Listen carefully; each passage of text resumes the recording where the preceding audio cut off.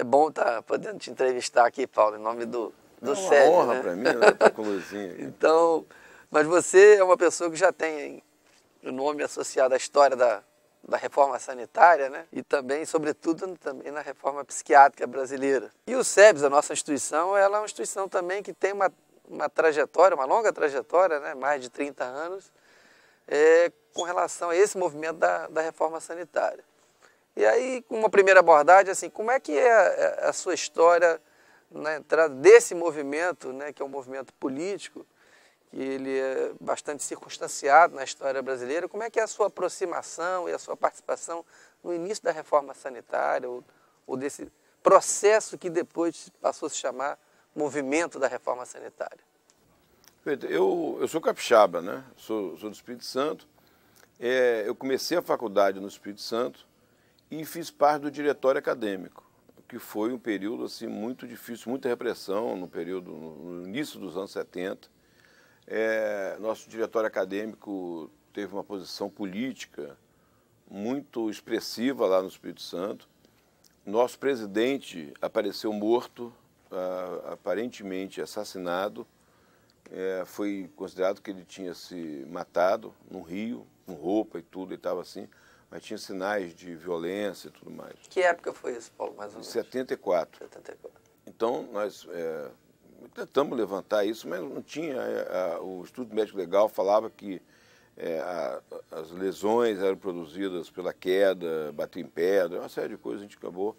Mas tivemos o diretório fechado e pessoas perseguidas e muito desconforto, né? Muito mal-estar na época. Eu acabei vindo para o Rio para fazer o final do 5º ano internato, nesse período. Então, eu comecei no Instituto de Psiquiatria da UFRJ, vim para cá morar lá no Instituto. Já no internato? Já no internato. Eu consegui, poucas pessoas moravam ali. Eu me lembro, uma coisa que eu me lembro muito curiosa, é que eu lembro sempre disso. Meu pai me deu 20 cruzeiros para eu vir. E já com um amigo que eu vim de carona, com um amigo, viemos 3 amigos no carro. O cara tinha carro, né? Eu não tinha. E nós, assim, entre dividir a gasolina e lanchar na viagem, eu cheguei no Rio de Janeiro com 5 cruzeiros. Gastou 15 na Você viagem. imagina o que meu pai me deu na época, não era dinheiro nenhum. Então eu fui morar no Instituto de Psiquiatria. E lá no Instituto, logo no início, a gente chama Pavilhão Maurício de Medeiros. É um prédio bonito, antigo, histórico, né, da época do Hospício de Pedro II. Era uma das estruturas do Hospício de Pedro II. A gente tinha uma sala. Nessa sala, a gente ficava ali, conversava, tomava café e tal. Nós estávamos um dia de tarde, entraram 2 militantes do movimento médico, chamando para começar a se reunir para criar um movimento de renovação médica, que veio dar origem ao REME. Ao REME. Esses 2 companheiros, né, até hoje são meus amigos, eram o Bulhões, Heraldo Bulhões, e o Bigu. Jorge Luiz do Amaral. Jorge Luiz do Amaral, também Bigu. Conhecido como Bigu.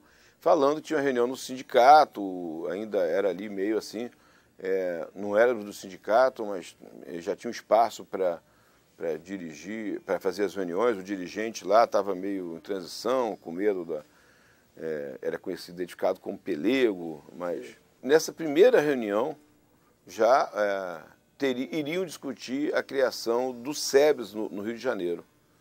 Eles falavam que era um movimento que estava sendo criado em São Paulo, que visava, além do movimento médico de renovação sindical, ter um movimento de caráter mais conceitual, de formulação política, que pudesse começar a pensar uma outra forma de política, né? Havia muita crítica à privatização, né, que era uma coisa muito, muito importante na época, assim, pela a dimensão que tomava as denúncias do Carlos Gentili de Mello. E a gente tinha, então, na área da psiquiatria, que era a minha área, era um dos setores mais privatizados, assim, digamos, porque com o plano Leonel Miranda, de 68, o PPA, houve um crescimento muito forte de hospitais psiquiátricos.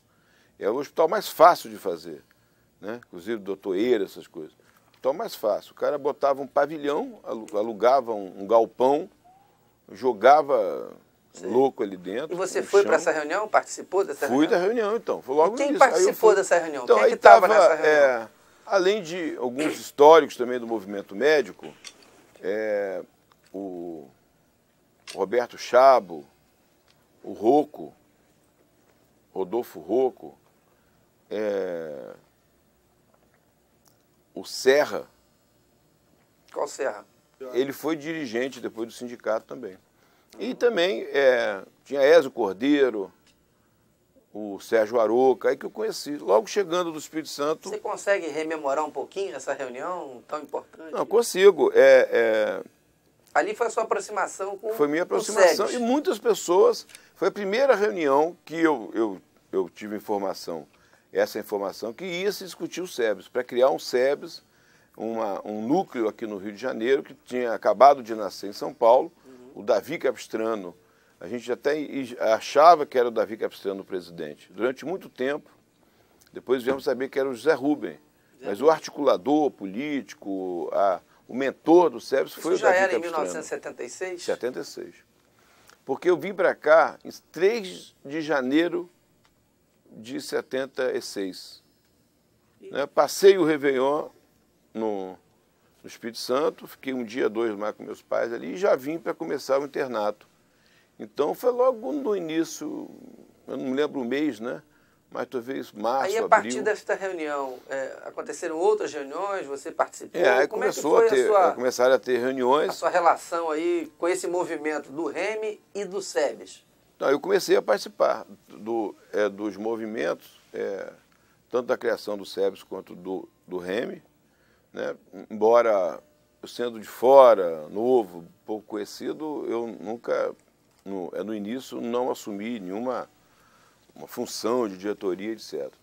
Mas era um militante de diretório, então eu era daqueles garotos, né?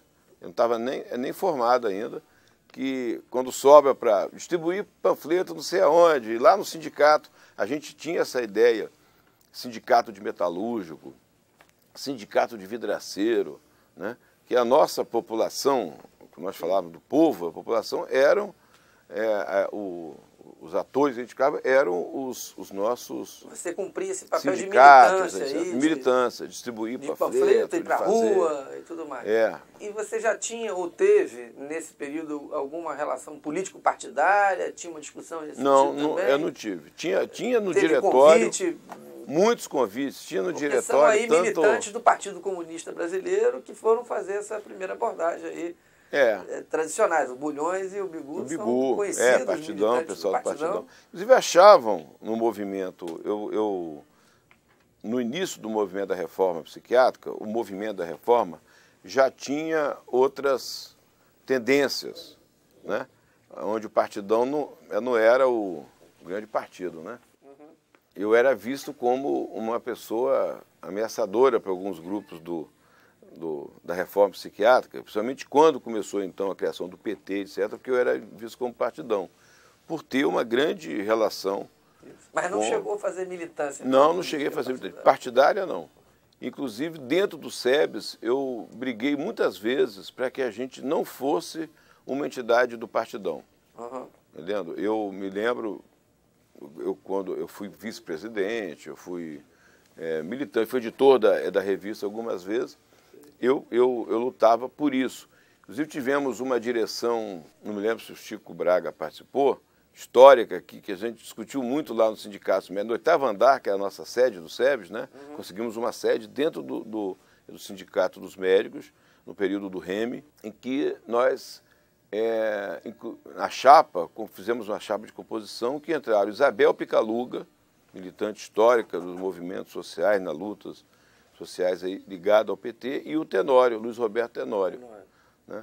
Então foi uma gestão para, inclusive, alguns militantes do SEBS nacional, era meio um desvio de rota um desvio político do SEBS Rio. Em 76 você era estudante, foi convidado, começou a participar da primeira reunião lá de formação do SEBS aqui no Rio de Janeiro, mas em 80 você já começou a participar efetivamente da diretoria. Da diretoria Rio, diretoria nacional. Diretoria do Eleutério na presidência. Me conta como é que foi essa sua chegada aí? Então, eu sempre gostei, já do diretório acadêmico, eu me encarregava com aquele negócio de fazer o jornal, entendeu? Que na época a gente não tinha computador, nada disso, a gente datilografava, recortava as coisas, pegava coisa de jornal, recortava palavra em caixa alta para compor o título, fazia tudo. Eu gostava desse trabalho. Logo que eu entrei para o SEBS, eu comecei a ajudar na revista, logo que começou a sair revista. Então, já em 80, eu não me lembro exatamente se foi logo em 80, eu me tornei editor. Eu fui editor já 3 vezes do SEBS, antes dessa agora. Eu, na época, inclusive, fiz um convênio com a Muro, uma livraria e editora Muro, histórica também, que era uma editora, assim, uma livraria que tinha uma certa identificação com as esquerdas e tal, né? E passamos a fazer a revista pela Muro, editora Muro. Então eu comecei a entrar nessa linha editorial. Por exemplo, alguns livros, o do Zé Carlos Braga e Sérgio Góes, eu que fui o editor. Já estava o meu nome lá, já dava os primeiros. E o do ESO também, Complexo Médico Industrial, que era um convênio com a Graal. Então eu comecei a cuidar dessa coisa da edição, ajudar. O editor geralmente ajuda também a pautar temas. Você exerceu aí influência política na temática? Você se lembra de alguma coisa que você ajudou me lembro assim, que eu ajudava, fazia. Ou alguma coisa ligada à reforma selecionava, porque não tinha essa amarra hoje das publicações, né, que coisa dos pareceres, dessa duplo cego, tudo mais. A gente selecionava mesmo, priorizava alguns temas entre as revistas, encomendava artigos a pessoas, né? Então tinha uma atuação, o editor ele tinha um poder de decisão muito maior, escolher temas, etc. O livro do ESO, por exemplo, o Complexo Médico Industrial de Saúde, eu que levei. Eu era aluno do Instituto de Medicina Social, já nesse período. Então, logo depois eu entrei para o Instituto de Medicina Social, então eu tive um abandono um pouco daquela minha formação psiquiátrica. Eu vim para o Rio de Janeiro, né, com toda a minha visão de diretório e tal, mas a minha ideia era me formar, fazer residência de psiquiatria, voltar para o Espírito Santo, abrir meu consultório, né? E aqui eu fui desviado para essa coisa mais da reforma sanitária, do movimento. Esse convite, então, lá em 76, ele foi Foi. determinante na mudança de rumos. Tanto que eu aceitei, fui. Logo nos primeiros anos, né, eu fui muita reunião. O sindicato era extensão da minha residência, né? Ia para todas as reuniões quase. Teve uma época que nós íamos reuniões todos os dias. O Bulhões chegou a dormir, a morar no sindicato. Houve uma febre assim, sindicalista de algumas pessoas. A gente... também o período de luta política pela redemocratização do país, né? Que os sindicatos ganham força. Eles tiveram um papel importantíssimo. O sindicato do médico teve um papel importante, do Rio de Janeiro, né? O José Carlos Serra, que eu estava lembrando. O Rocco. Né? Então, foram lutas importantes assim, que o sindicato teve, né? Denunciando o sistema de saúde, a privatização, entendendo? A violência do sistema de saúde. E, no caso, como eu consegui atuar um pouco na reforma sanitária do movimento e na reforma psiquiátrica, eu conseguia pautar muita coisa da reforma psiquiátrica nos movimentos, dentro do sindicato. Nesse momento é um momento que um projeto da reforma psiquiátrica, o movimento na saúde mental, está se constituindo, ele está tomando corpo. E você, desde então, já está fazendo esse tipo de... Eu sou, na reforma psiquiátrica, identificado como meio pivô da crise, né? Primeiro, em 76... eu dava plantão com o Benilton Bezerra, um psicanalista hoje famoso. E nós dávamos plantão e começamos a não aceitar aquela rotina do pronto-socorro. Você imagina um pronto-socorro psiquiátrico, em 76, no Engenho de Dentro, né? Chegavam pacientes torturados pela polícia, tivemos denúncia, né? Nunca pudemos saber se era verdade, eu não conhecia o Davi Capistrano, pai, fundador do Partido Comunista Brasileiro, de que uma pessoa que estava ali, que me mostraram, era o Davi Capistrano. Nós sabíamos de alguns setores do hospital, a colônia Juliano Moreira, por exemplo, era uma dessas, que não entravam os médicos, não entravam militares. A colônia tinha um setor lá que absolutamente... Os dirigentes do CPP2, Centro Psiquiátrico Pedro II, gente dentro, Colônia Julião Moreira, o Pinel, eram todos militares, eram todos coronéis. Né? E tinham, no caso do Pinel, tivemos denúncias também de tortura de preso político, tortura nesse sentido, não nas sessões de tortura que o DOI-CODE fazia lá nos porões, né? Nos porões da ditadura. Inclusive o livro, depois que saiu do Irã Firmino, Nos Porões da Loucura, né? Fazia um pouco de referência a isso. Mas as pessoas eram internadas como loucas. O cara dizia, olha, eu sou fundador do Partido Comunista. Aí todo mundo ria, eu sou o Papa, tal, porque era coisa, medicados, recebiam eletrochoque e tinham já o discurso do louco, já não tem nenhum valor. Do louco internado no hospício, nenhum ainda. Quando ainda era uma pessoa que dizia... Mas nós tivemos denúncia, eu fui uma dessas pessoas que denunciou e dei nome, né, e botei meu nome na denúncia. Por exemplo, num tabloide, que tem uma época de alguns tabloides, né, importantes surgiram, além do Pasquim, que fazia essa coisa. Mas algumas coisas nós botamos no Pasquim, e eu fiz algumas pequenas matérias no Pasquim. Depois o Opinião, o Movimento e o Repórter, que era do Chico Júnior. No Repórter eu fiz a denúncia lá E tinha um outro jornalzinho também chamado Fraglante. Eram jornais que é uma pena, assim, né? Acabaram aqui na história, né? Tinham matérias críticas, totalmente independentes do Estado, faziam denúncias e tudo. Então, em 76 eu fui demitido da minha bolsa do CPP2. Era uma bolsa de estudo. Depois eu fiz concurso e entrei como médico. Por razões políticas, né? Por razões políticas, das denúncias que eu tinha colocado. Isso ficou claro para você? Foi explicitado? Não, eu fui chamado, que eu estava denunciando violência, recusando atender. Era muito comum, a polícia pegava uma pessoa com alguma postura, de alguma forma marginal, né, considerada marginal, e faziam, torturavam e tal. Cheguei a receber uma pessoa com um tiro na perna uma vez, para internar no hospital. Falei, olha, não é o caso de internar aqui, tem que levar para o hospital clínico. Não, mas ele é doente mental. Mas aqui não tem recurso para fazer uma cirurgia, para fazer uma coisa. Não, a gente sabe que tinha, porque tinha o bloco médio cirúrgico, mas eu não queria. E depois eu fiquei com medo de que eles, levando o sujeito de volta, então eles dessem outro fim pior. Aí resolvi que eles não iam sair, iam deixar o cara lá, para eu encaminhar depois. Aí eles começaram a ver e quiseram. Então eu chamei o policial do hospital de plantão, tinha sempre um policial, tem ainda, né, nos hospitais públicos, e mandei registrar e autuar os dois policiais se eles levassem o rapaz. Foi uma confusão. Então isso, o coronel me chamou e falou, não está dando muito problema. Depois, em 78, eu novamente, plantonista do hospital, eu fiz um outro concurso, passou um tempo, mudou o coronel. Eu fiz uma denúncia no livro, junto com dois outros companheiros, né?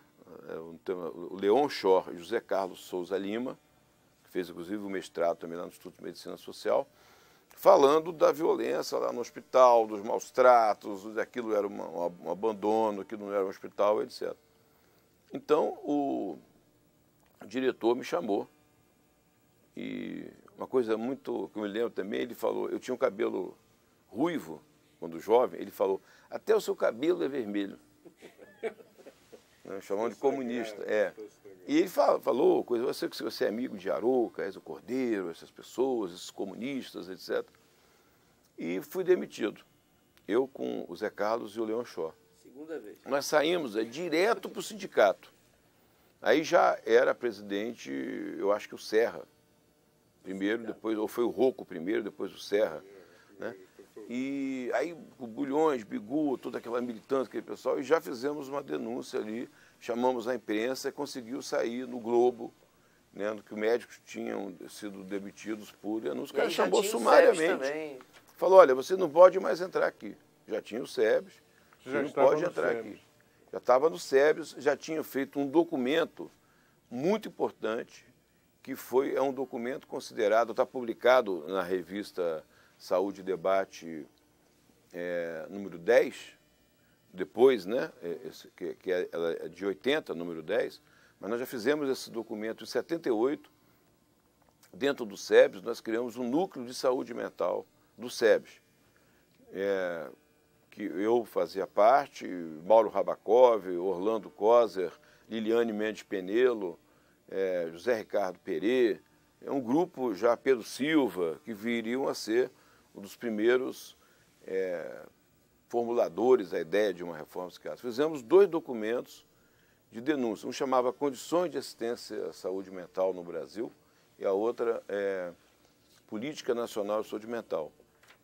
Nós depois apresentamos esse documento como um documento do SEBS ao primeiro simpósio de política de saúde da Câmara dos Deputados, em outubro de 79, nós já tínhamos feito em 78, e depois ele veio a ser publicado, foi apresentado no mesmo dia que a questão democrática na área da saúde. O Aroca leu o documento lá, defendeu, apresentou, leu assim, apresentando numa fala a proposta do SUS, né, pelo SEBS, a questão democrática na área da saúde, e de tarde eu apresentei esse documento do SEBS. Então foi um documento que ele se tornou um pouco a base da reforma psiquiátrica, né? Depois da minha demissão, lá do Ministério da Saúde, já como médico, né, foi demissão assim, eu fui pedido de entrar no hospital, nos hospitais da Dinsan, nós e os outros profissionais, era assim, eu não entrando, eu não assinava ponto, me deram abandono, etc. Um grupo de profissionais fez um abaixo-assinado em solidariedade, entre os quais o Pedro Gabriel Delgado, que depois veio a ser o coordenador nacional de saúde mental, e outros profissionais, mas puxado pelo Pedro, a solidariedade. Aí o diretor nacional de saúde mental, que já eram de outros hospitais, mandou demitir. E aí teve um movimento de angariar assinaturas de apoio, ainda mais de solidariedade a nós e de denúncia. Então, assinaram 263 pessoas. Ele mandou demitir 263. Aí que ficou a crise da DINSAM, Divisão Nacional de Saúde Mental, ficou conhecido assim. Nós conseguimos manter a crise na grande imprensa, inclusive na primeira página durante muito tempo, né, na primeira página, mas depois na segunda, terceira, a matéria vai. Mas conseguimos manter na grande imprensa, Globo, Jornal do Brasil, Folha de São Paulo, Estado de São Paulo, por cerca de 6 meses. 6 meses. Essa discussão. Aí esse grupo de demitidos começou a se autodenominar de Movimento dos Trabalhadores de Saúde Mental.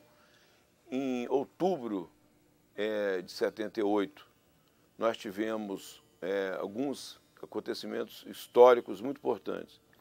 O Congresso Brasileiro de Psiquiatria, em Camboriú, que era um congresso de técnicos, né, de psiquiatria, discutindo esquizofrenia, coisa e tal, nós viramos a mesa, tomamos literalmente o congresso, invadimos o congresso, uma convocação nacional, fizemos uma carta em favor da anistia, eleições, liberdades democráticas, eu não sei o quê, fizemos uma virada no congresso, denunciando que aquilo tudo ali era uma grande farsa da indústria farmacêutica, da academia, a realidade da assistência psiquiátrica era outra, e começamos a distribuir o documento do SEBS, e viramos o Congresso. Houve uma reviravolta, inclusive, então, psiquiatras que eram ligados à antiga linha aderiram importantes em nível nacional, como o professor Luiz Cerqueira e o próprio Ulisses Viana Filho, que era um empresário bem-sucedido de um hospital psiquiátrico aqui no Rio de Janeiro. Então serviu de apoio institucional importante. O SEBS foi um pouco núcleo para articular nacionalmente.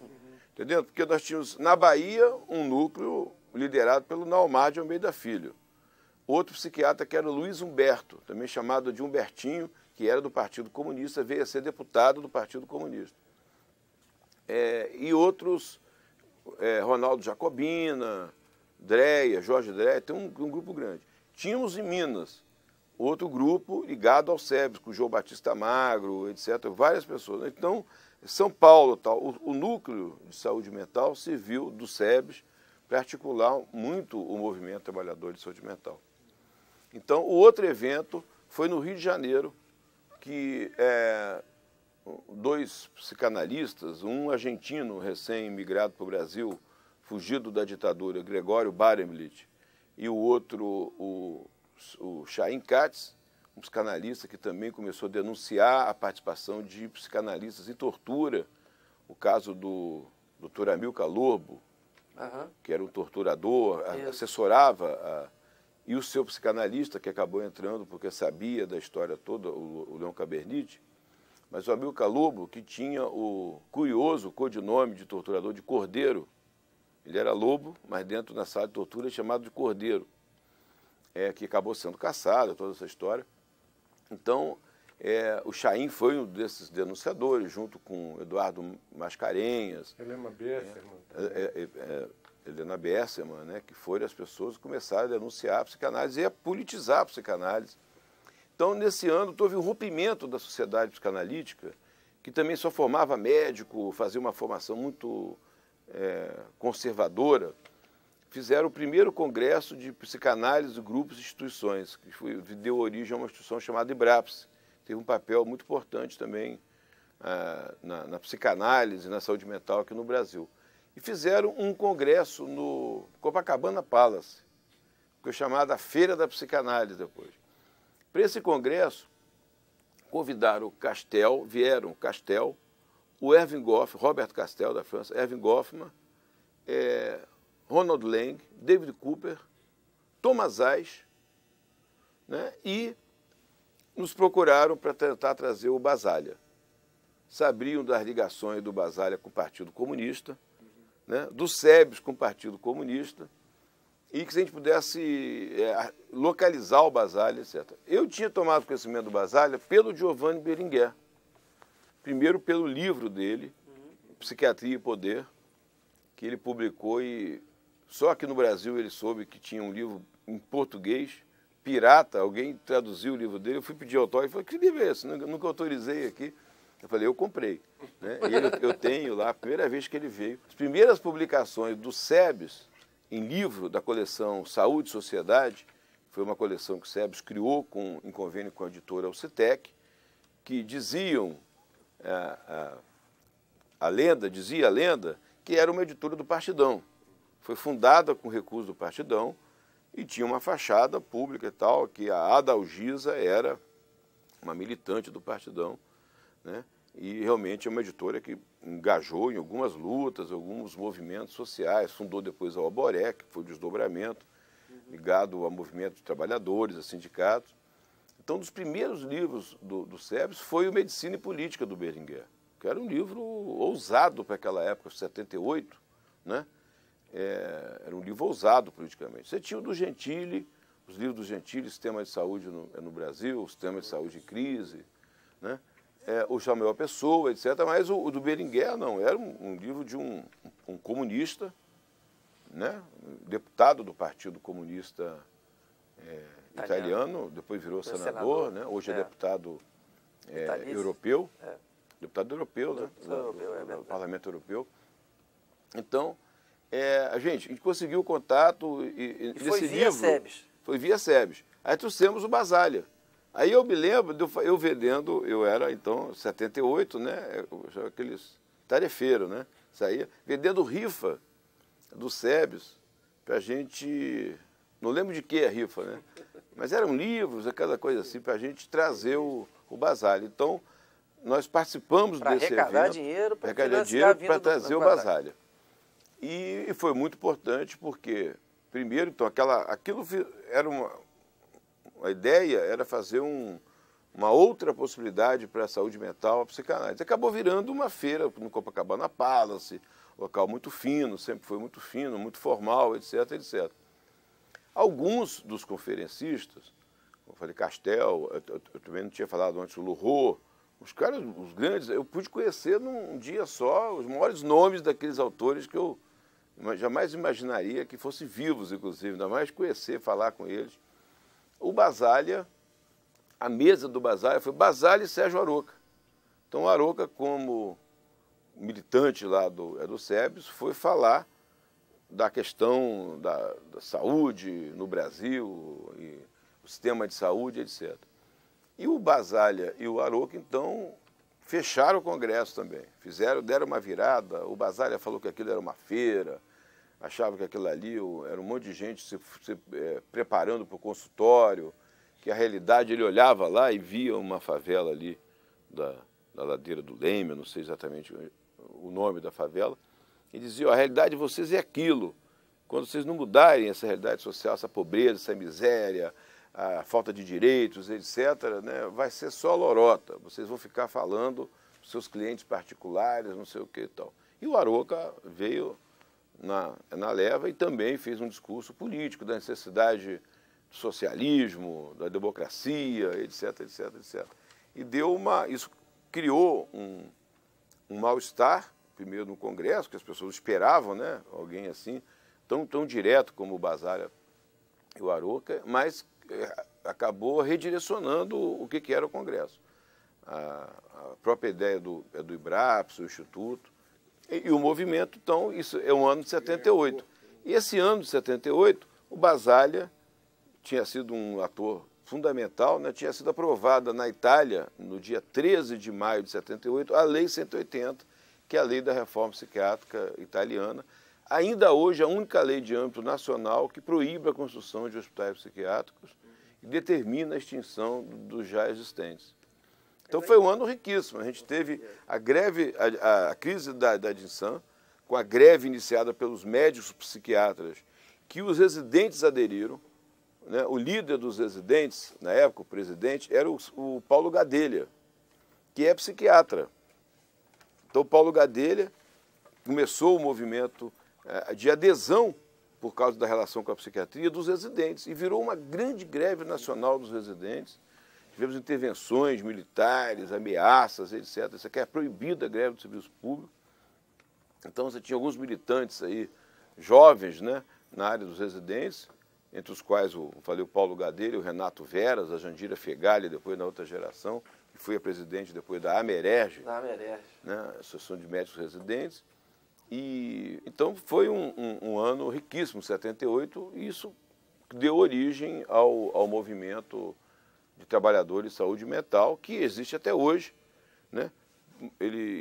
Depois, essa é uma outra história, ele mudou de nome para ser um movimento social por uma sociedade sem manicômios, depois movimento de luta antimanicomial, que é o nome que tem até hoje, e também a Associação Brasileira de Saúde Mental, mas tudo veio dessa origem, com essa mesma orientação política, mesmas linhas, diretrizes, e ainda hoje, boa parte dos dirigentes, dos atores, são os mesmos. Em 80, 81, você foi participar já aí da gestão do Eleutério. Vice-presidente da gestão do Eleutério. Isso, do Eleutério. Você deixou de ser panfleteiro para ser diretor nacional do SEBS, né? E aí, como é que foi esse período? Como é que era a sua relação com os companheiros? O segundo vice-presidente era mais ou menos um editor, era o responsável, era uma tradição, aí ficava com as publicações, né? Então, eu sempre gostei dessa questão editorial, eu dei uma virada nisso para botar a revista. Ela era uma revista de capa de papel de brulho, quase assim, grampeada. E já naquela época eu botei a revista A Lombada, que dava um outro padrão, revista, capa colorida, né? Conseguimos contatar assim, desenhistas de nome para fazer charges, etc., que já tinha antes nas revistas, né? Algumas delas, mas a gente conseguiu, então, dar uma outra visibilidade à revista, com um acordo com uma editora, como eu falei, que era conhecida, a Muro, né? Nós conseguimos, a revista saía, tinha notinha no jornal, tinha a divulgação disso. E a coleção Saúde e Debate, nós já tínhamos com a editora Ocitec. Então foi aí que eu publiquei o livro do Ézio, depois do Zé Carlos Braga, né? O Ézio com a Graal, que a gente abriu uma linha também com a editora Graal, e essa com... Eu me lembro, então, eu fiquei, e o Temporão ficava encarregado, né, pelo Eleutério, de acompanhar comigo.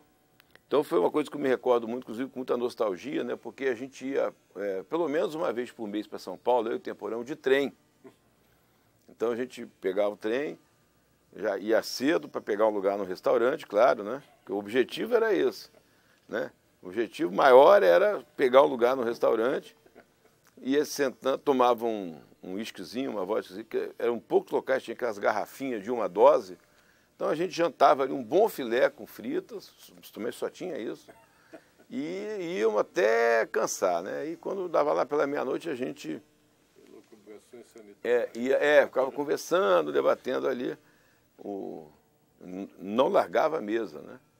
Então quando dava a hora de dormir, a gente dormia, e quando tudo acontecia bem, a gente acordava em São Paulo, porque o trem gastava em torno de 12 horas para chegar, mas tinha atrasos regulares de 4, 5, 6 horas até. Então é isso, o movimento sanitário, o SEBS, a gente fazia análise aí de conjuntura. Né? Você e o Temporão? É, e o Temporão. A dobradinha? A dobradinha. Iam lá, a Dalgisa nos recebia lá na editora Citec, a gente combinava as publicações, as coleções. SEBS não ganhava nada. Era uma militância. A gente escolhia, puxava autores importantes, botava autores lá. Cumpria bem o papel do SEBS? Das coleções. A finalidade para a qual ele foi organizado, você acha que eu acho que cumpria. Ele era reconhecido, né? O REME, o Movimento de Inovação Médica, as lideranças na área de saúde reconheciam o SEBS. Nós éramos chamados para tudo quanto é evento, né, para os congressos, como agora voltamos a ser chamados. Né? Nós éramos chamados. Essa linha editorial exerceu um papel muito importante na formação dos novos sanitaristas, de uma nova saúde pública, né? Um pensamento crítico. Né? Você estava falando do Berlinguer, a ideia, a noção do conceito de consciência sanitária. Consciência sanitária, medicina e política. Exatamente. Então essa linha editorial teve um papel muito importante na formação dos novos quadros. Você vê que as pessoas têm, até hoje, as revistas, né? Eu acabei de doar minha coleção completa da Saúde Debate para o projeto Memória do SEBS, né? Fazendo um apelo na página para que as pessoas façam o mesmo. Meu número 1 estava dentro de um saquinho plástico, né, para proteger. As pessoas guardam a revista do SEBS, né, que ela ajudou a constituir. Você lê hoje, novamente, a revista número 1, artigo do Aroca, da Ana Tambellini, do Mário Testa, do Naumar, né, do Jair Nilson. Você vê que são realmente fundamentos da reforma sanitária, estão ali. E não tinha outra publicação, não tinha outra que cumprisse esse papel, de formular um pensamento crítico. Né? Não, aproveitar que nosso Temporão hoje é ministro, né? Você podia falar um pouquinho mais dessa dobradinha, até porque em seguida, né, da gestão do Eleutério, o Temporão vira presidente do SEBS e você continua na diretoria como segundo vice-presidente. Então você podia dizer aí já como é que foi essa gestão sua junto com o Temporão. Eu queria que você comentasse, porque esse é um período em que já há uma mudança importante do ponto de vista da vida política e social no país. Porque isso já está... A luta democrática cresce. Na área da saúde, em particular, você já tem iniciativas que acatam, né, parte das propostas que o SEBS propõe, o Movimento da Saúde propõe. Então você tem reformas na DINSAM, né, você tem, quer dizer, esses militantes passam pouco a pouco a serem formuladores ou gestores desse sistema de saúde. Na área da saúde mental, no INAMPS, né, o Eleutério vai para o INAMPS, o Temporão vai para o INAMPS. Então esse é um outro momento já dessa militância e talvez seja já um outro momento para o próprio SEBS, né? Esse processo é bom você falar sobre isso. Então, porque a gente tinha um movimento político na área de saúde importante, mas o sindicato, ele, com sua função, ele continua naquela questão mais ligada aos aspectos trabalhistas e tudo mais, e cada vez mais ele foi perdendo o papel inicial que ele teve de uma associação política, sociedade civil, para ser realmente um sindicato, reivindicando questões da categoria. Perdeu muito da ideia de um ator na formulação de uma nova política mais justa, democrática, etc., participativa, ficou muito mais ligado, e a questão do seguro-saúde começou a entrar dos planos, né? Então o sindicato foi saindo um pouco mais desse papel. E o SEBS continuou com o papel de formulação de política. A questão lá no início dos anos 80, das ações integradas de saúde, das AIS, logo depois o plano do CONASP, Conselho Consultivo Nacional de Assistência Médica e Previdenciária, né, que o Aloysio Salles foi o presidente, nomeado pelo Figueiredo, que já foi o período de extensão democrática, etc., o último governo militar, e que o Eleutério foi então chamado para assessorar o Aloysio Salles do CONASP, e o CONASP já representou uma certa democratização da política de saúde, chamou, era composto por líderes, né, de sindicatos trabalhadores, FETAG, CONTAG, ICGT, Joaquinzão, entendeu? Etc. Eu fui em reunião com eles e tal, eu ia pelo Ministério da Saúde, pela DINSAM. Você já estava, né, agora na DINSAM. Então, aí depois eu entrei na DINSAM, indicado pelo Eleutério. Você foi reintegrado? Não, então, eu fui, a gente chamava de anistiado, na verdade não era um anistiado. Eu entrei como convidado com um cargo de chefia. O Eleutério estava trabalhando no Ministério da Saúde, na Secretaria Executiva, né?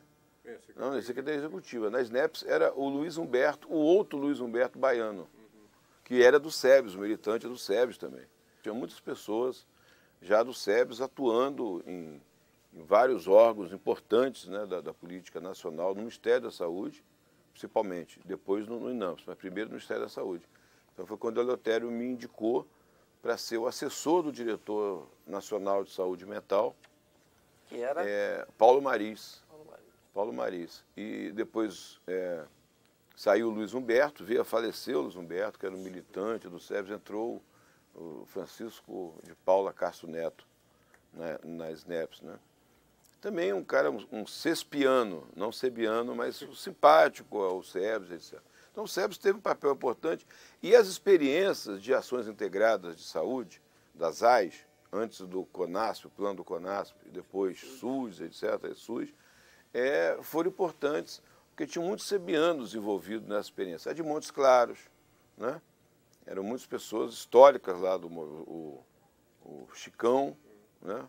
O Chico Gordo, né? O Francisco Campos, o Saraiva, né? E em Lages, inclusive o Teporão participava da experiência de Lages, começou a ter várias experiências.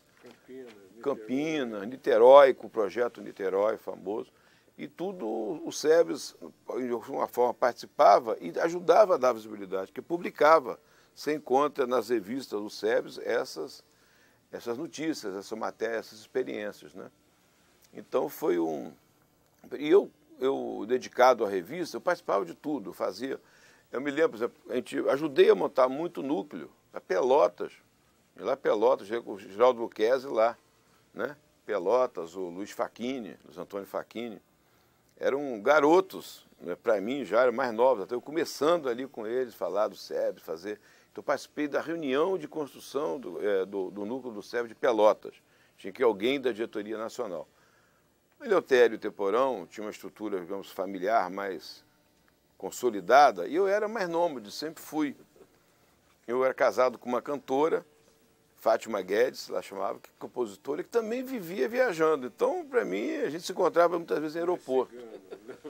Então eu ia, eu gostava de viajar, sempre gostei.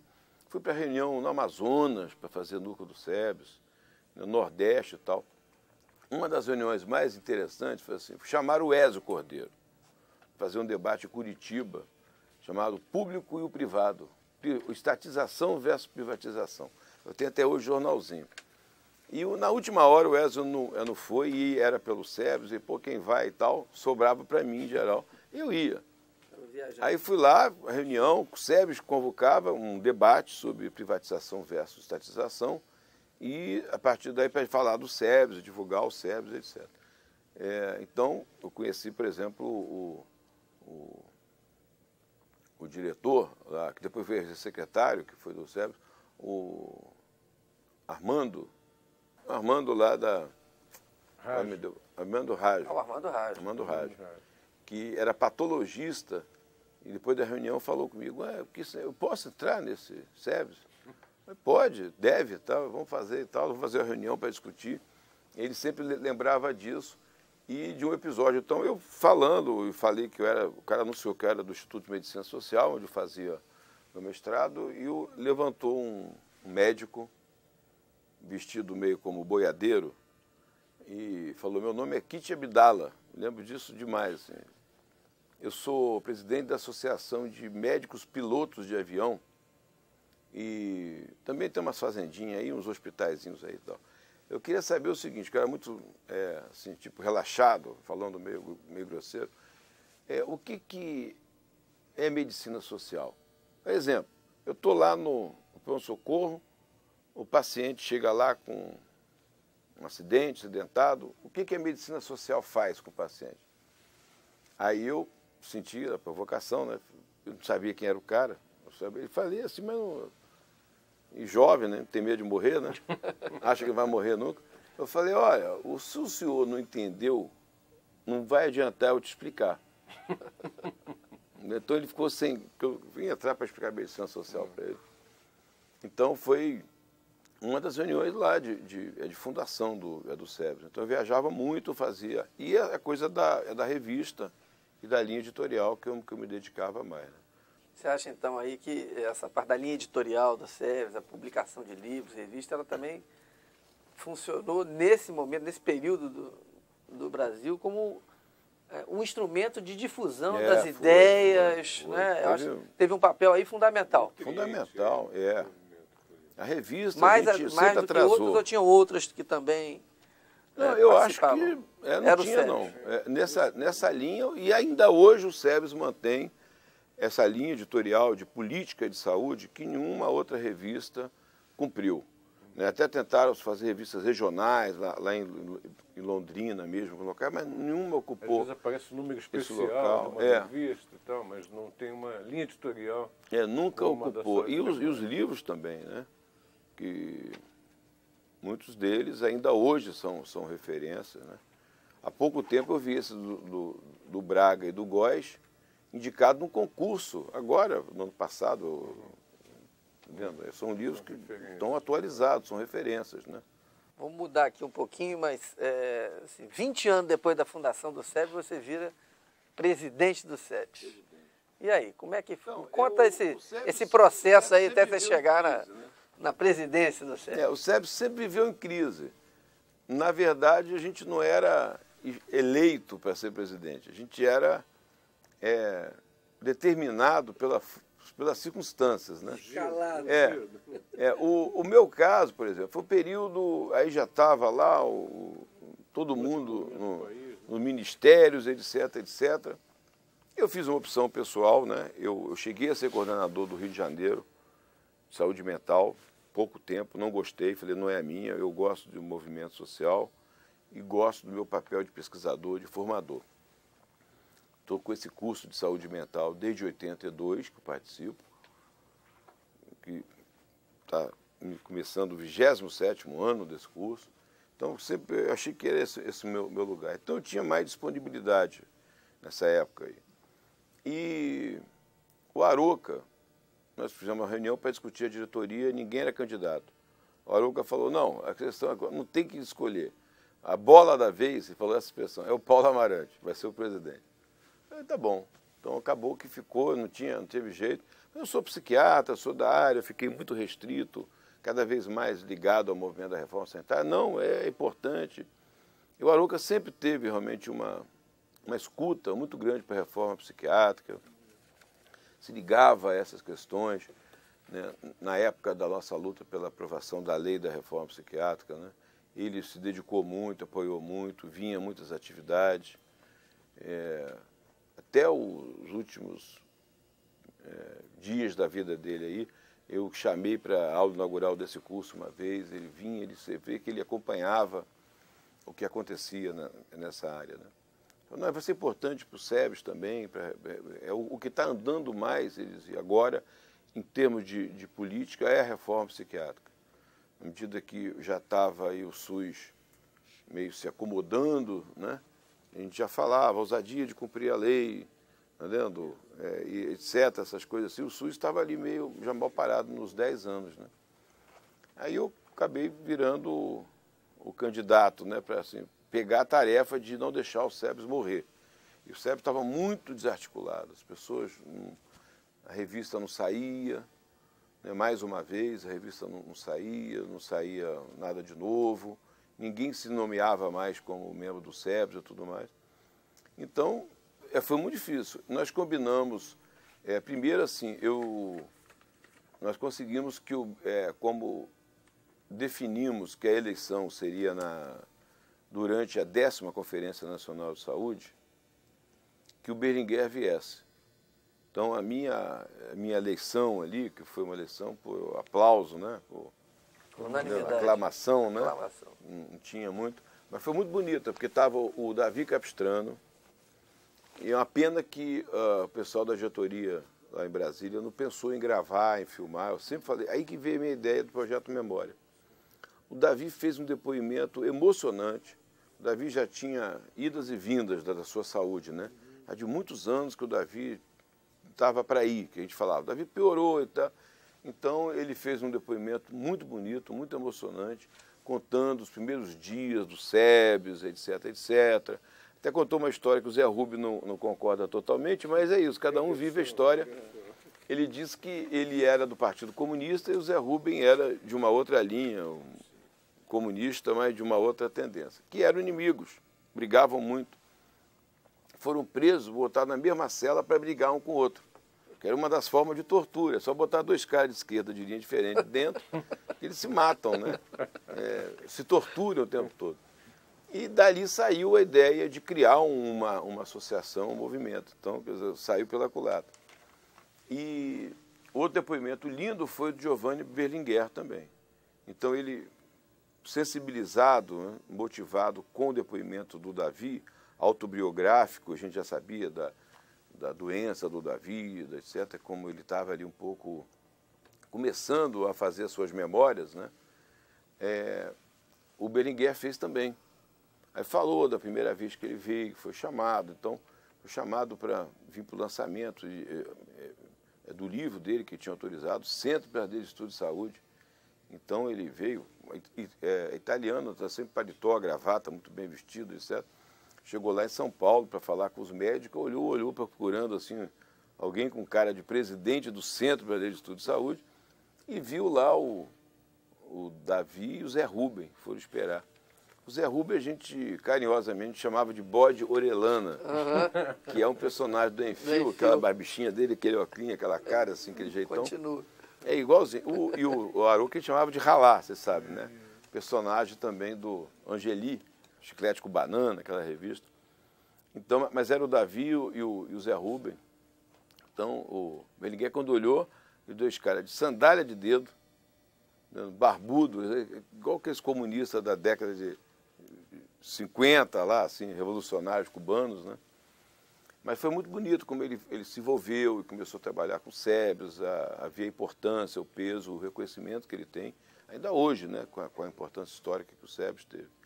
Então foi e o Adib Jatene participou também, fiquei muito sensibilizado também com a dedicação, ele ficou durante o período todo da Assembleia do SEBS, foi uma Assembleia do SEBS. Então participaram o Giovanni Berlinguer, o Davi Capistrano e o Adib Jatene. Né? Então eu peguei o SEBS nesse período com muita dívida, que eu não sabia. O presidente anterior era o Vonley Garrafa e o Eleutério, que estavam em Brasília, muita dívida, com a revista atrasada. E comecei, e com um problema muito grave, que a sede era em Londrina, a revista era feita em Londrina, tudo era em Londrina, não tinha hoje a internet que nós temos, com essa facilidade já, entrou na nossa cultura, falar pelo Skype, etc., MSN. Então, tudo que eu tinha que resolver eu era telefone, da minha casa em geral, né? E até aqui na Fiocruz a gente não tinha, e também não ia usar a coisa da Fiocruz. Assim, eu tinha que ir a Londrina, era muito caro, muito complicado, etc. Então, eu primeiro tive um apoio que eu considerei fundamental, o registro sempre do Adalto, diretor aqui da escola, que nos cedeu a sala. Eu fiz uma requisição, ele conseguiu, lutou por isso, teve alguns problemas, algumas pessoas acharam que não era adequado, Eu falei, não, a Brasco tem sede aqui, o SEBS está precisando, nós não temos como, estávamos endividados.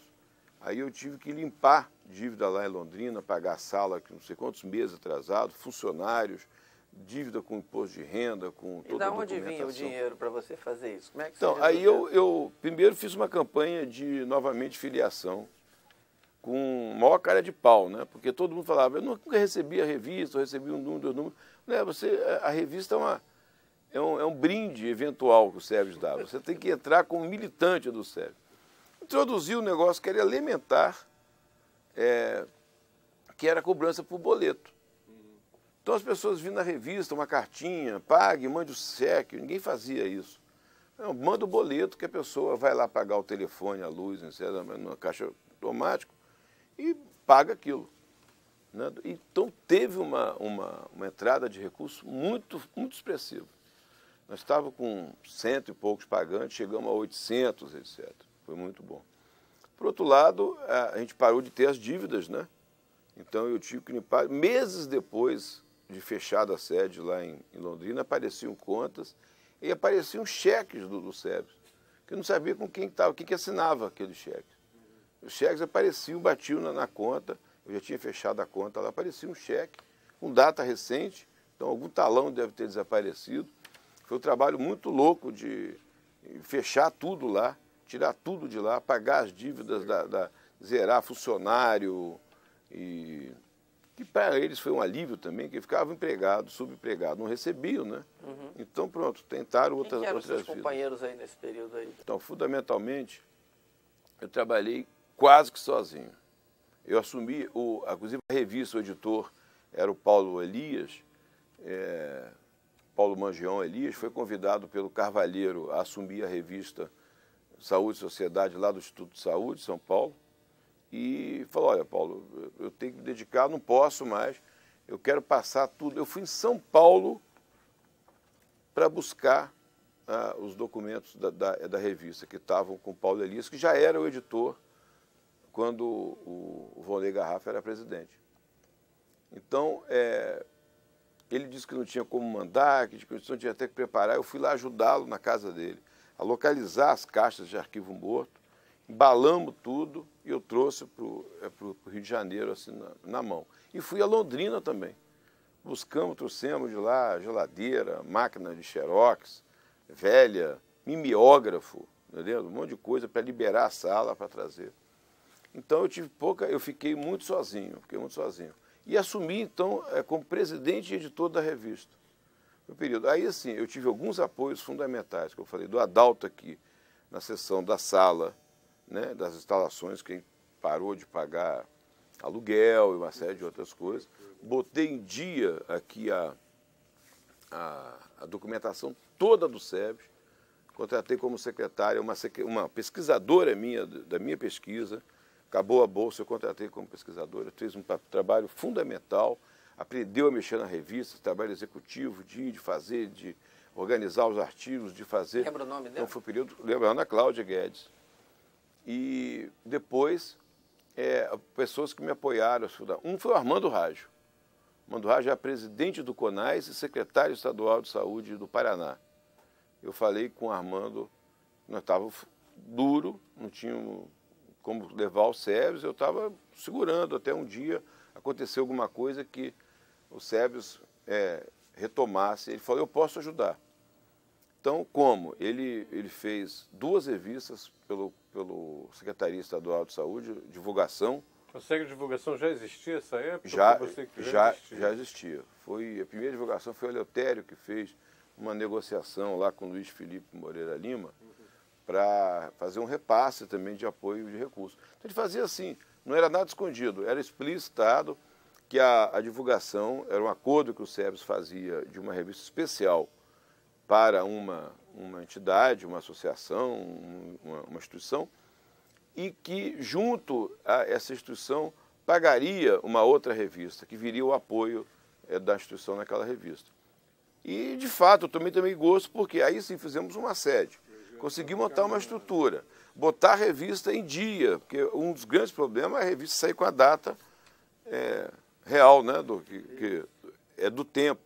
A revista sai com anos atrás, então eu botei de novo a revista em dia, com o apoio lá do Armando. Fizemos 2 revistas, então, pela Secretaria de Saúde do Paraná e 2 pelo CONAS, que ele apoiou. Eu passei a ir nas reuniões do CONAS, que foi uma coisa importante. O SEBS, de novo, banca, e eu participar de mesa, falar do SEBS, etc, etc. Começamos a ter essa visão. E com o Armando, nós chegamos a criar o projeto da memória do SEBS, que essa é a minha ideia, que estava ainda vivo, Davi, Eric Gene Rosas, Davi Capistrano, Gene Rosas e Sérgio Aroca. Todos os presidentes do SEBS estavam vivos ou em condições de dar depoimentos, inclusive o Eleutério Rodrigues Neto, né? Então, a ideia é que a gente pudesse fazer esses depoimentos, pegar as pessoas, guardar essas experiências. Mas não andou. A gente tentou fazer um convênio com a casa de Oswaldo Cruz e esse convênio não andou aqui dentro. A ideia é que não fosse eu entrevistando ou a pessoa só, mas tivesse uma abordagem de pesquisa, realmente, né, a documentação, e guardaríamos aqui na casa. Eu fiz a contrapartida, que era doar uma coleção da Saúde e Debate para a casa de Oswaldo Cruz, que tem uma biblioteca histórica, para ficar em algum local uma coleção completa da revista, na medida que o próprio SEBS não tinha uma estrutura para fazer esse arquivo, né, que pudesse ceder e prestar às pessoas, digitalizar, etc. E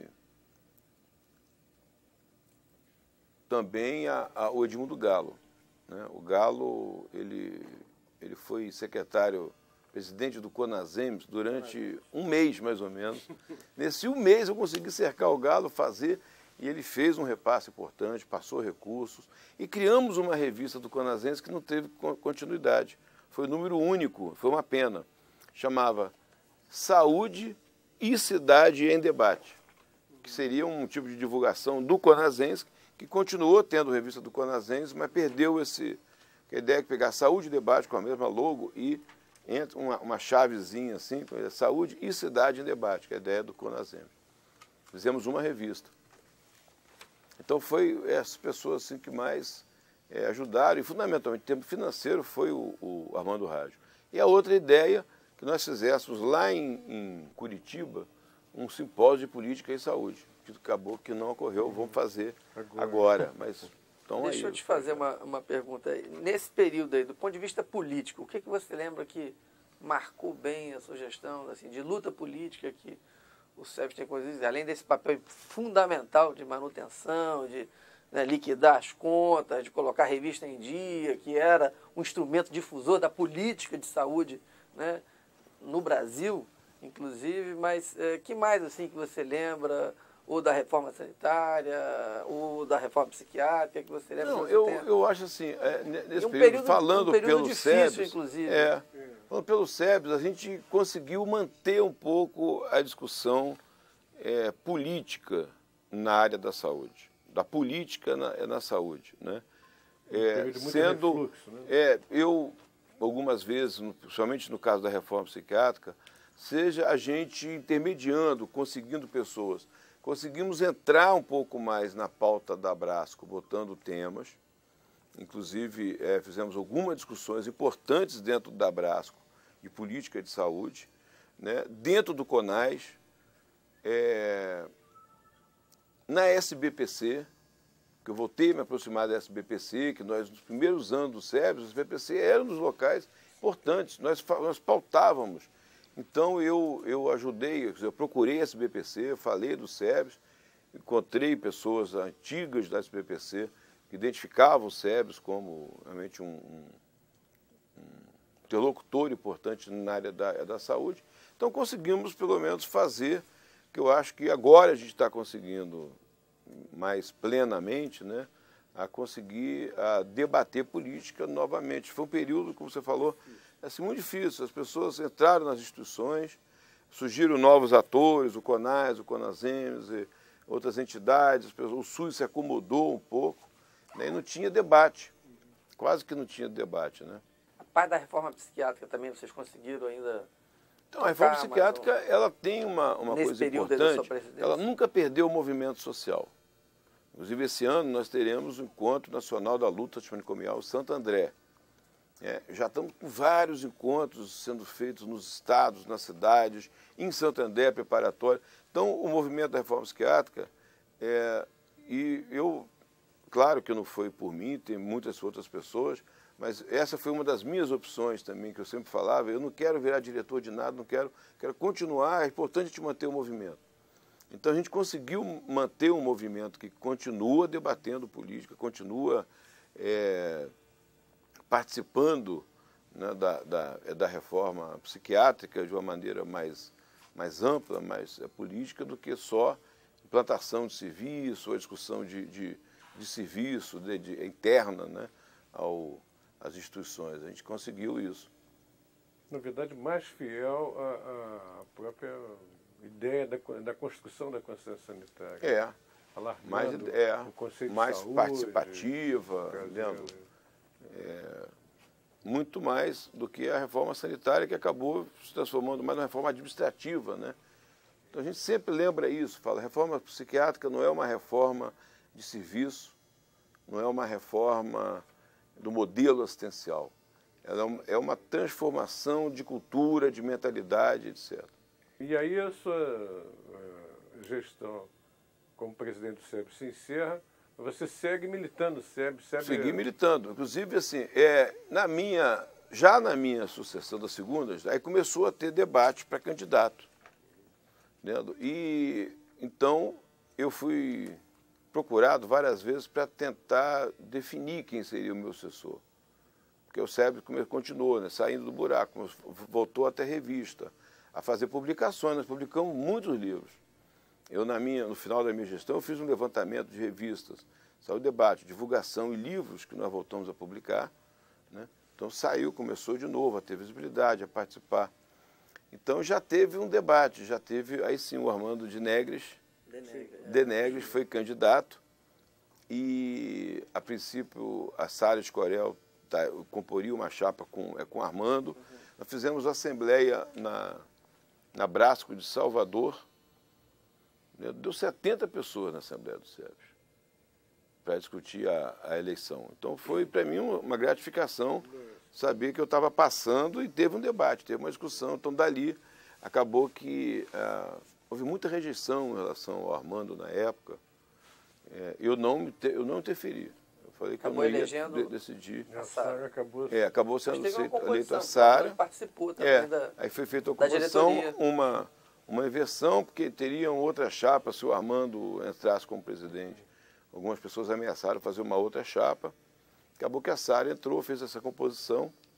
Foi um debate muito legal, aberto, lá no Centro de Convenções de Salvador. E eu continuei responsável pela editoria na primeira gestão. No segundo mandato da Sara, eu saí sem ser avisado, entendendo? Quando inclusive vi com o Temporão, né, que o Temporão fez uma intervenção com a Sara, tentando voltar atrás para que eu fosse editor. E eu nunca desejei mal ao SEBS e à revista, mas realmente aconteceu que eu saindo, a revista parou novamente. Mas aí você saído por quê? Me explica melhor, eu não entendi. Não, eu acho você saiu sem ser avisado, você disse? Saiu sem ser avisado. Divergência política? O que houve? Eu não sei exatamente, eu sei que foi chamado o Emerson Merri para ser editor, que depois de muito tempo eu encontrei com ele, e ele perguntou para mim por que a revista Debate não estava saindo. Eu falei, eu não sei, o editor é você. Ele falou, é mesmo. Ele tinha até esquecido. Eu trabalhava aqui, né, do lado onde já tinha montado a estrutura da revista, tinha uma estrutura montada. Eu não sei exatamente o que houve. Eu acho que foi uma tentativa de fazer uma diretoria mais nacional, talvez. Isso, né? Não foi conversado com você? Não foi conversado. Houve uma divergência explícita? Não. Teve a eleição assim meio... se decidiu que não precisaria de muito debate, até porque a Sara era candidata e manteria um pouco a diretoria, arrumaria a diretoria. Assim, em geral, uma pessoa não quer ficar do Conselho Consultivo, aqui e ali e tal, se mexe um pouco, pessoas que dedicaram mais, umas que trabalharam e não são na diretoria. uma composição assim, e eu tinha entendido que eu ficaria. Então eu saí e agora fui convidado pela Sônia, quando a Sônia Pois mas nesse meio tempo, quer dizer, na verdade a gente percebe que o refluxo com relação ao SEBS, ele retoma, né, foi um momento crítico para o SEBS. A segunda gestão na presidência da Sara, né, ela então faz um comunicado, inclusive perguntando se deveríamos extinguir o SEBS, acabar com o SEBS, e aí se dá o movimento que a gente acaba entrando dentro do movimento de refundação do SEBS. Até porque houve uma proposta de extinção do SEBS nesse momento. Quer dizer, como é que... Não seria absolutamente correto, né, concordar com o fim do SEBS. Então, desde o momento que a Sônia falou da ideia de ser presidente, daí nós começamos a discutir da refundação, né, do SEBS, eu aceitei o convite para ser editor da revista novamente, com esse compromisso, de colocá-la em dia. Aí? Você podia... Não, ela sempre falou comigo. Quem chamou eu no quem? NUPES, como é que... a Sônia me chamou. No NUPES também, que a Sônia foi fundadora e coordenadora do NUPES, depois eu fui substituto da Sônia. Eu fui o sucessor da Sônia. Ela saiu, eu fiquei no NUPES. E a Sônia sempre gostou muito de publicar, de escrever, sabe da importância que tem a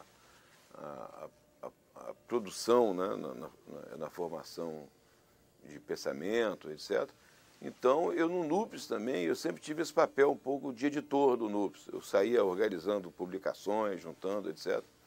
No que ela me chamou, eu assumi. Agora, com outra condição, né, porque a revista tem hoje, embora ela não deva perder a sua linha política, discussão, etc., ela também não pode abandonar totalmente hoje os critérios de revista científica, entre aspas, né? Embora porque a gente faz ciência política, claro, né? Ciências sociais, etc. Mas, então, esse formato acadêmico que eu estou tentando exigido, né? dar essa linha nesse formato acadêmico, ao mesmo tempo mantendo a tradição do SEBS, que é a produção de política, né? A formulação do pensamento crítico, né? A expressão que o Sérgio Arouca usava muito. E agora assumir... com ganhos importantes, né? Porque a revista está de novo, os seus números estão sendo impressos, publicados. Exato. Tá na data agora, está em dia. Vai ser catalogada, não é isso? Já está indexada. Eu que indexei a revista da primeira vez. Ela não era indexada quando eu fui presidente, né? Eu fiz essa indexação. Não tinha nenhum valor. As pessoas não se preocupavam muito com isso. Indexado ou não é indexado era uma decisão da revista. Eu já procurei um pouco me enquadrar a revista, todos aqueles critérios, a lombada, né? Eu não sabia o porquê que é tão importante a lombada. Eu pensei, ela é importante porque a vida útil da revista diminui muito se não tem lombada. A pessoa vai na biblioteca e quer procurar o número tal, ela tira o bolo, bota na mesa e começa a catar na revista. Na lombada você vê o número. Então isso tudo para memória é muito importante. Produção de livros novamente foi retomada. Produção de livros, né, que lançamos agora o coleção Pensar em Saúde, né, que foi uma ideia que eu tive, quando estava conversando lá na Fundação Getúlio Vargas, fizemos uma oficina lá do SEB Pensar, eu falei dessa ideia do Pensar em Saúde, né, que a Sônia gostou, em homenagem ao Mário Testa, né, uma coleção que pudesse voltar aí a ter uma linha de formulação de política, né, que o SEBS sempre teve, e que também está um pouco esvaziado agora, né? À medida que as pessoas estão mais interessadas em publicar artigos em revistas indexadas, né? Eu mesmo agora, antes de começar aqui, um coautor meu escreveu que uma revista nossa recusou o artigo porque ele está em português, para a gente reencaminhá-lo em inglês, né? Então, essa questão dessa publicação que chega ao profissional de saúde, chega ao técnico que está na ponta, chega ao líder de conselho, participante de conselho, é fundamental, né? Eu acho que o SEBS volta a ter esse papel com a coleção Pensar em Saúde. E que perspectiva, nós estamos agora quase ao fim desse mandato, que perspectiva você vê para o SEBS aí nesse futuro próximo? Você acha que continua tendo lugar? Acho que tem, claro. Acho que mais do que nunca, né? Mais do que nunca, porque nós fizemos 20 anos do SUS um pouco... consolidou o SUS, assim, enquanto política, né?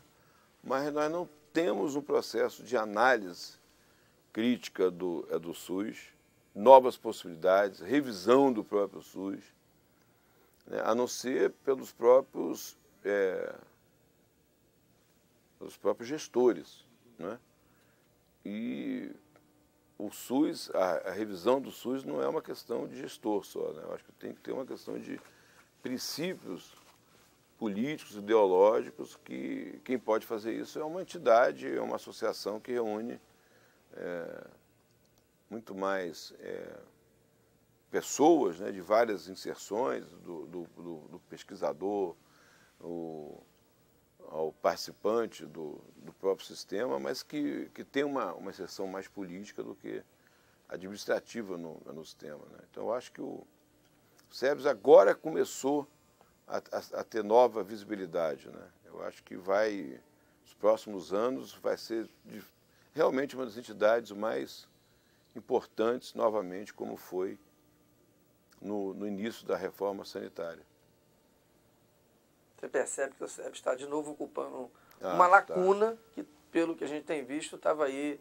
Esse seminário em São Paulo, né, do público e privado, a gente viu como o SEBS volta a ser falado, né, na análise do discurso das pessoas, né, o SEBS tendo visibilidade, importância, né, e já o conjunto de quantidade de convites que a gente passa a receber agora para estar aqui, para estar ali, ter entrado no Conselho Nacional de Saúde, né, eu acho que tem uma... E o fato de começar a organizar, que era esse sonho antigo, né, eu estou aí na comissão organizadora, o primeiro simpósio nacional de política e saúde, do SEBS, entendendo? Que vai ser um momento importante, que não é a Conferência Nacional de Saúde, que tem uma característica, um formato, um objetivo, não são os congressos da Abrasco, que nós pegávamos de carona, faz discussão mais acadêmica, mais fragmentada, cada um com as suas experiências. Nós vamos voltar a pensar a política de saúde no Brasil. Bom, certamente podemos ter um novo presidente do SEBS, que já foi de presidente de Piraí. Piraí. Certamente. Piraí. Nós queremos centrar do Rio de Janeiro agora, então temos uma experiência de gestor. Isso. Né? E bom, fico contente que você virar piraíense. Bom, eu acho que nós estamos encerrando esse depoimento. Eu acho que nós todos somos da diretoria, mas nós que estamos nesse papel de entrevistar, nós não podemos deixar de agradecer você pela sua disposição e manifestar o prazer de estar aqui, né? Eu acho que você... Para mim também, com dois grandes amigos.